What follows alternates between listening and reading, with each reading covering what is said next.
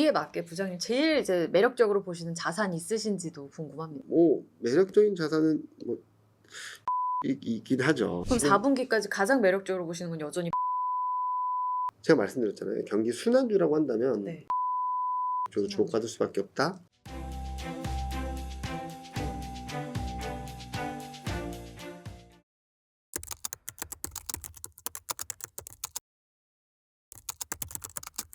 이번 보고서에서요. 네. 9월 말 10월 초 비중 확대 시기로 보셨어요. 그러면 아까 연휴 후에나 이제 매수 타이밍 잡아보십시오라는 네. 이야기를 이제 해주셨기 때문에 부장님께서 남은 연말까지는 그러면 그대로 달리나?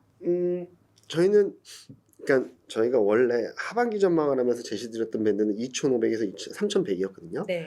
그 시나리오는 하반기, 그러니까 최소한 3분기 중에는 미국 경기 둔화는 불가피하고 유럽하고 중국 경기가 턴어라운드 하면서 미국 경기 둔화를 상쇄해 줄 거라고 생각을 했었어요. 그러니까 글로벌 경기 전반적으로 보면은 미국 경기가 둔화된다 하더라도 네. 중국과 유럽이 올라와주면서 받쳐줄 거라고 생각을 했던 거죠. 네. 근데 이게 지연되면서 미국 경기에 대한 불안감들이 증폭된 거죠. 그래서 저희는 지금은 2,300에서 2,900으로 좀 밴드를 하향 조정했다라고 보시면 200포인트씩 하향 조정했다라고 보시면 될 텐데 저희는 앞서 말씀드렸던 불시나리오 2,500에서 3,100 가는 그림들을 폐기됐다라기보다는 좀 지연됐다 정도로 보고 있어요. 그래서 올해 코스피가 2,500을 지켜낸다면 2,900까지 열릴 수 있다. 만약에 2,500을 깨고 내려가 버리면은 하단은 좀 낮아지겠지만 매수 타임을 늦춰서 저점에 사시면 저점 대비 10에서 15%는 올라올 수 있는 룸이 생기니까 그래서 제가 자꾸 저점 매수 타임을 늦추자라는 말씀드린 것도 저점의 레벨이 달라진다 하더라도 네. 저점 대비 올라오는 거는 충분히 있을 거라고 생각하거든요. 네. 그렇게 보는 거고 그렇게 말씀을 드리면 뭐 때문에 그러냐? 그러니까 일단은 4분기 중에는 중국 경기가 좀 올라올 확률이 높고요. 그리고 유럽 경기는 기저효과만으로도 네. 올해 하반기 올해 4분기 내년 1분기에는 1% 가까운 성장을 할 수 있어요. 그러면은 달러는 약세로 갈 거고 네. 금리는 인하 사이클로 다 들어갔고 네. 미국, 유럽, 한국 다 들어갈 거고 그러면은 경기 모멘텀이 이렇게 나쁘지 않은 상황에서 유동성도 좋아지고 달러도 약세로 가면 증시는 굉장히 우호적인 분위기를 만들어줄 수 있다고 생각하는 거고요. 단 여기 전제는 미국이 경기가 경착륙하지 않는다는 거예요. 그래서 저희가 다시 불시나리오로 가려면 첫 번째로는 4분기 금리 인하 이후에도 미국 경기가 잘 버텨주는지 네. 두 번째로는 중국 유럽 경기가 턴어라운드를 할 수 있는지 요거를 좀 확인하면 아 그래 그러면 이제부터는 우상향이구나 라고 보시면 될 것 같다는 생각을 하고 있고 네. 또 하나는 대내적으로 보면은 12개월 선행 EPS가 계속 올라가고 있거든요. 예. 지금 이미 9월 되면서 업데이트돼서 310포인트예요. 선행 EPS가. 그러면 9배가 네. 2,790이에요. 2,800 가까운 거예요. 10배가 3,010. 훅 올라갔네요. 네, 올라가 버렸어요. 아, 네. 엄청 올라갔어요. 그래서 저는 선행 EPS가 올라오는 동안에는 시장의 추세가 부러지거나 꺾이거나 하락 추세로 전환하지 않는다는 말씀드리는데 그럼 또 이런 말씀을 하시더라고요. 증시보다 후행적으로 꺾일 수도 있지 않냐라는 말씀을 하시는데 자 12개월 선행 EPS라는 거가 특징이 있어요. 이게 24년 이익 증가율이 90%고요. 25년 이익 증가율이 한 25% 되고요. 네. 26년 이익 증가율이 아직 집계가 다 안 됐는데 10%예요. 그러면은 이 예상대로 나오면 기울기는 좀 슬로해지겠지만 네.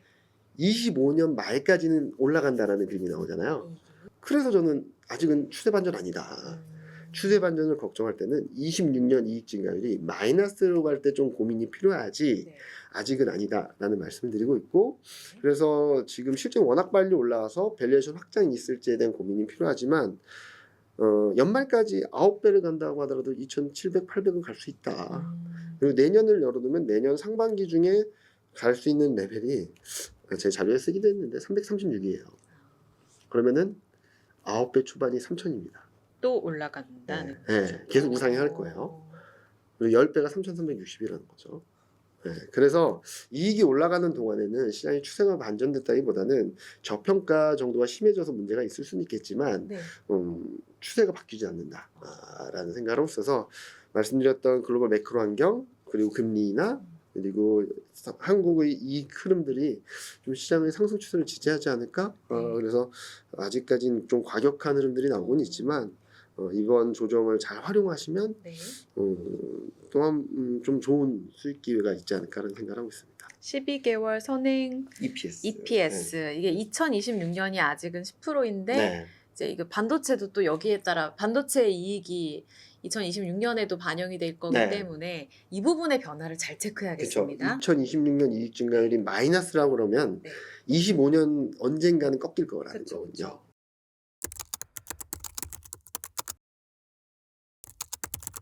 부장님 그리고 지금 4분기의 상승 동력 뭐예요? 라는 질문 드리려고 했는데 네. 지금 방금 불 시나리오에 네. 일부 힌트가 나왔어요. 네. 미국 경제가 연착륙하고 네. 중국 경제 올라오는지 보십시오 하셨는데 네. 여기에서의 경제 지표 제일 중요한 거 각각 뭘로 봐요? 미국 같은 경우는 뭐 하나만 볼 수는 없을 것 같아요. 볼 게 많아가지고요. 제가 아까 말씀드렸듯이 계속 골대로 움직이고 있잖아요. 네. 그래서 가장 의미 있는 시나리오는 아까 말씀드렸던 아틀란타 연원에서 GDP 나오 계속적으로 업데이트해서 보자. 네. 그게 1%대 중후반이면 연착륙이라고 볼 수 있겠죠. 왜냐면 3%가 너무 뜨거웠던 경기 상황이지 정상적인 건 아니에요. 1, 2%가 못한 게 아니다. 네. 미국은 그동안 2% 성장해도 잘했어 했던 그쵸. 시장이었는데 지금은 3%의 1년을 유지하다 보니까 여기 너무 눈높이가 맞춰져 있는 있죠. 거죠. 네, 네. 그래서 GDP 나오가 매번 업데이트 됐는데 그걸 가지고 좀 중심을 잡으시면 될 것 같고 네. 중국은 소매 판매 소매, 네. 소비 지표, 네. 내수 살아나는지를 보시는군요. 네, 그거를 좀 봐야 되고 투자 지표는 이제 경기 부양 정책이나 부동산 부양 정책들이 어느 정도 효과가 있는지 이 두 가지를 보시면 되는데 이게 또 저희 연휴 기간 동안에 9월 14일 날 발표돼요. 그래서 투자 지표가 산업 생산 지표? 아니요. 고정자산 고정- 투자가 있어요. 고정자산 투자. 네, 그게 올라와야 될 것 같아요. 네. 네. 그래서 소비 그리고 투자 요 두 지표를 보시면 중국 소비 바닥 통과했다 또는 투자 사이클을 좀 바닥 통과했다라는 것들을 보시면 네. 조금 중국 경기도 이제 살아나겠구나 아직 안 됐구나. 근데 또 재밌는 그림은 중국 정부 차원에서 유동성 공급이 가장 많은 달이 네. 매년 9월 10월이에요. 왜요? 뭐 이벤트가 국경절 있을까요? 있잖아요. 그리고 11월에는 또 관군절 있고 소비 이벤트들이 있다 보니까 9월 10월에 돈을 굉장히 많이 풀거든요. 그러면은 9월 10월 데이터로 하거나는 10월 11월엔 나쁘지 않겠다 정도로 생각을 해서 저는 9월 10월 초중반까지 좀 흔들리는 걸 잘 극복하시면 좋을 것 같다. 그리고 아까 미국 증시 계절성 말씀드렸는데 9월이 최악 11월 12월 10월 11월이 좋은 그림들을 많이 보여줘 왔습니다. 확률적으로. 그러니까 9월 말 10월 초에 흐름들을 잘 잡아가시면 연말까지는 좀 수익을 나지 않을까? 물론 저점의 흐름들은 좀 달라질 수는 있겠지만 이 저점을 잘 잡으시면 충분한 수익률을 거두실 수 있지 않을까 생각을 하고 있습니다. 추가 상승 동력 더 있어요? 중국의 회복 말고도?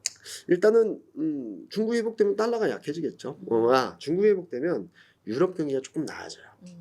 다 연결고리가 네, 있고, 연결고리가 있고. 매크로를 상승 동력으로 일단 보시는 거네요.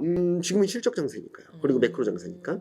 그러니까 그동안에는 금리 인하한다 안 한다 요즘은 별로 신경 많이 안 쓰잖아요. 경기가 좋냐 안 좋냐 실적이 좋냐 안 좋냐로 가잖아요.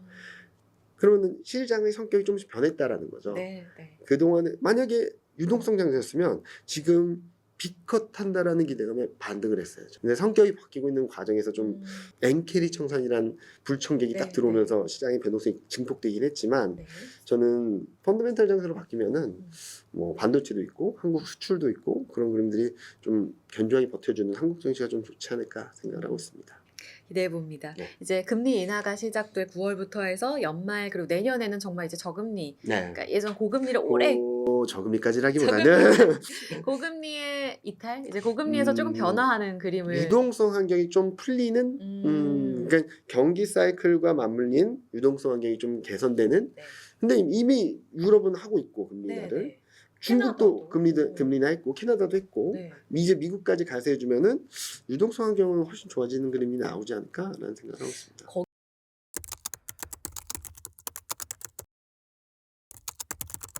거기에 맞게 부장님 제일 이제 매력적으로 보시는 자산 있으신지도 궁금합니다.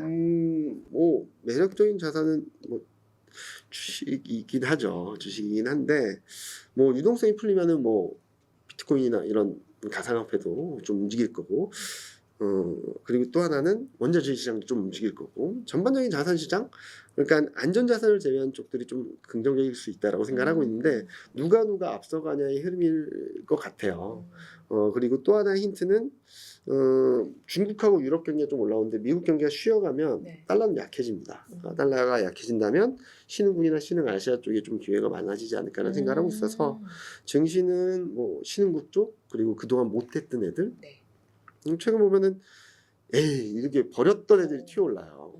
작년 연말에 사람들이 가장 안 쳐다봤던 업종이 뭔지 아세요? 작년 23년 연말에 뭐였을까요? 금융 자동차예요. 오. 네. 아, 밸류업이 1월이었으니까 네. 그때부터 시세가 올라간 나기 거죠. 시작했으니까요. 오. 그리고 최근 가장 버렸던 업종이 뭘까요? 너무 많은데요, 부장님. 저는 뭔가 놀자주들도 많이 버렸던 것 같고. 2차 전지. 아, 2차 전지. 큰 산을 그리고 내려간. 네. 근데 최근에 최근 반등. 엄청 20-30%씩 셀사 다 올랐죠. 중심으로. 그렇죠. 그런 흐름이라는 소외주. 거죠. 소외주들이 좀 움직일 수 있는 환경이 만들어지는데 아직까지는 중국, 유럽 경기가 확연하게 움직이지 못하고 네. 달러 약세의 원인이 다른 나라들이 좋아서 달러가 약해진다라는 그림이 되면 너무 좋은데 미국 경기가 나빠서 달러가 약해진다라고 하니까 시장이 불안정해지는 거죠. 아, 네. 그래서 저랑 이코노미스트랑 다른 친구들하고 계속 얘기하는 거는 중국이 문제야 중국이 맨날 이러고 있거든요. 아, 그래서 중국만 어느 정도 제일 중요하게 올라와 보시는군요. 주면 저희는 많은 것들이 풀릴 수 있다라는 네. 생각을 하고 있어서 중국 변수도 지금 중국 다들 관심 없으시잖아요. 맞아요. 오히려 더 관심을 가져보시는 것도 오. 좋지 않을까 생각을 하고 있습니다. 그럼 주식시장 안에서도 가장 매력적인 섹터 중국이랑 연관이 있을까요? 중국이랑 그러니까 중국도 다르게 봐야 돼. 옛날처럼 중국 관련주 하면은 막 철강, 화학, 뭐 에너지 이렇게 보시는데 중국도 이제 소비 국가로 많이 변하고 있어요. 그래서 또 돌고 돌아서 IT 반도체예요. 네. 그럼 지금 4분기까지 가장 매력적으로 보시는 건 여전히 반도체, 네, IT. 네. 아, 제가 말씀드렸잖아요. 경기 순환주라고 한다면 네. 반도체가 계속적으로 주목받을 수밖에 없다. 그리고 전 세계적으로 금리 인하 사이클로 진입하면은 그동안 소외되었고 굉장히 못했던 2차 전지라든지 인터넷 이런 성장주들도 한번 쳐다봐야 되지 않을까라는 생각을 하고 있습니다. 좋습니다. 미워도 다시 한번. 네. 여기에 답이 있을 것 같아요. 지금 시장 견디기조차 어렵고 사실 국장 떠나고 싶다 이런 말씀 너무 많이들 하시는데요. 역발상 그 안에 기회가 있기 때문에 지금 너무 좌절하시기보다는 같이 좀 기회를 찾아가시면 좋을 것 같습니다. 오늘 그 힌트들 많이 가져가셨기를 바라고요. 이경민 부장과 함께 인사 나누면서 저희 빅더뷰도 물러갈게요. 부장님 오늘 말씀 네, 고맙습니다. 감사합니다.